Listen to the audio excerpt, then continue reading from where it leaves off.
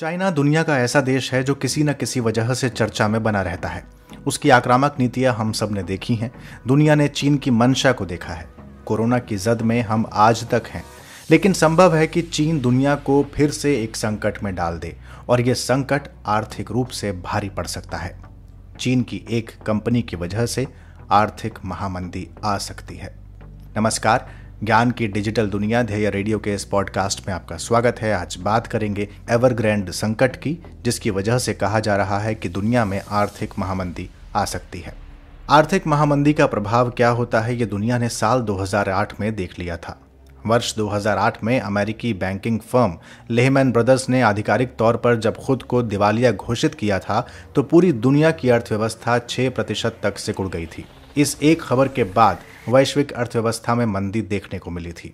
भारत समेत दुनिया भर के शेयर बाजारों में भारी गिरावट आई थी। ठीक वही स्थिति अब एक बार फिर देखने को मिल रही है। चीन की एक दिग्गज रियल एस्टेट कंपनी एवरग्रैंड दिवालिया होने के कगार पर है। साल 1996 में बनी एक कंपनी जिसने अपने पैर अलग अलग बिजनेस में पसारे हुए थे। वो बोतल बंद पानी बेचा करती थी, चीन की सबसे अच्छी फुटबॉल टीम की मालिक थी, सूअर पालन में उसका दखल था, फिर बाद में इलेक्ट्रिक कार उसने बनाना शुरू कर दिया। चीन की एक नामी और सबसे बड़ी रियल एस्टेट कंपनी बन गई। उस कंपनी का विस्तार 280 से ज़्यादा शहरों में हुआ और अचानक जब पता लगे कि वो दिवालिया हो रही है तो क्या होगा। अभी आशंका होने के मात्र से ही ग्लोबल शेयर मार्केट पर व्यापक असर रोज देखने को मिल रहा है। दुनिया की शीर्ष कंपनियों में शुमार एवरग्रैंड को अब दुनिया की सबसे ज्यादा कर्ज में डूबी हुई रियल एस्टेट कंपनी कहा जा रहा है। आंकड़े बताते हैं कि कंपनी पर 300 अरब डॉलर से ज्यादा का कर्ज है और वो पूरी तरह से कर्ज में डूबी हुई है। 300 अरब डॉलर का मतलब होता है करीब 22 लाख करोड़ रुपए। यही नहीं, कंपनी चीन के फॉरेन बॉन्ड्स में लगभग 9% की हिस्सेदारी रखती है। कंपनी के कई बड़े प्रोजेक्ट्स अब बीच में अटके हुए हैं और कई सप्लायर्स ने निर्माण कार्य रोक दिया है।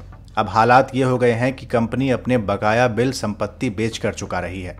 आपको बता दें कि अर्थशास्त्री एक दशक से चेतावनी देते रहे हैं कि चीन का बढ़ता हुआ कर्ज दुनिया पर एक संभावित खतरा है। ये खतरा अब एक कंपनी के रूप में दिखाई दे रहा है। एवरग्रैंड ग्रुप चीन में 1300 से अधिक संपत्तियों का मालिक है और लगभग 2800 रियल एस्टेट परियोजनाओं का वो प्रबंधन करता है, मैनेजमेंट करता है।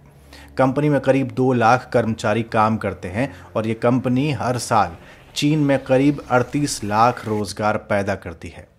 अगर एवरग्रैंड दिवालिया होती है तो इसके प्रोजेक्ट्स के तहत बन रही बिल्डिंग्स में जिन्होंने पैसा लगाया उनकी गाढ़ी कमाई तो डूबेगी ही। बैंक, सप्लायर्स, होम बायर्स, रोजगार सभी प्रभावित होंगे। जब कंपनी अर्थव्यवस्था चलाने में अपने बूते एक पहिया घुमाने लग जाए तो सरकार के मन में भी ये डर पैदा हो जाता है कि अगर कंपनी डूबी तो अर्थव्यवस्था का हाल क्या होगा। यही हाल एवरग्रैंड और चीन का इस समय है। चीन से उठा ये मुद्दा अब कई देशों के लिए आर्थिक चिंता का कारण बन गया है। जब प्रॉपर्टी मार्केट में उछाल आया था और कंपनी ने तेजी से अपना विस्तार किया था, उस समय बहुत से ग्लोबल इन्वेस्टर्स ने ग्रोथ का फायदा उठाया था और इसमें पैसे लगाए थे। लेकिन जब कंपनी के दिवालिया होने की खबर आई तो निवेशक अपना पैसा अब निकाल रहे हैं। उन्हें अपना पैसा डूबता हुआ नजर आ रहा है। दुनिया भर के शेयर बाजारों से निवेशकों ने 165 लाख करोड़ रुपए निकाल लिए। ये भारत की मौजूदा अर्थव्यवस्था से भी ज्यादा है। इतना ही नहीं, इस खबर के बाद दुनिया के 10 सबसे अमीर उद्योगपतियों की संपत्ति को 2 लाख करोड़ रुपए का नुकसान हुआ। ऐसा इसलिए भी हुआ क्योंकि रियल एस्टेट कंपनी के साथ साथ बहुत सारे बाकी उद्योग जुड़े होते हैं। रियल एस्टेट कंपनी है तो साथ में स्टील, सीमेंट, मेटल और केमिकल सेक्टर की कई कंपनियां कारोबार करती हैं और इसके साथ भी कर रही थी। ऐसे में उनका कारोबार भी प्रभावित होने का डर है। भारत की बहुतेरी बड़ी कंपनियां स्टील और मेटल का कारोबार चीन से करती हैं और यही एवरग्रैंड के माध्यम से ऐसा होता है। ऐसे में भारत के साथ जब कारोबार प्रभावित होगा तो शेयर मार्केट भी प्रभावित होगा। वैसे कमाल की बात है कि कंपनी बैंकों से कर्ज लेकर जब अपने विस्तार पर जोर दे रही थी और बैंकों का कर्ज चुका नहीं रही थी तो ये किसी को पता नहीं चला था। कंपनी के संस्थापक एशिया के टॉप अमीरों में शामिल हो गए थे। सालों तक एवरग्रैंड ने दुनिया क्या खुद चीन के बाजारों को यह पता नहीं लगने दिया कि वो भारी कर्ज में डूबी हुई है। चीन सरकार को इसकी भनक तब लगी जब उसने रियल एस्टेट से जुड़े नियमों में लगातार बदलाव किए। उसी समय से कंपनी जोड़ तोड़ में लग गई, लेकिन कर्जा नहीं चुका सकी।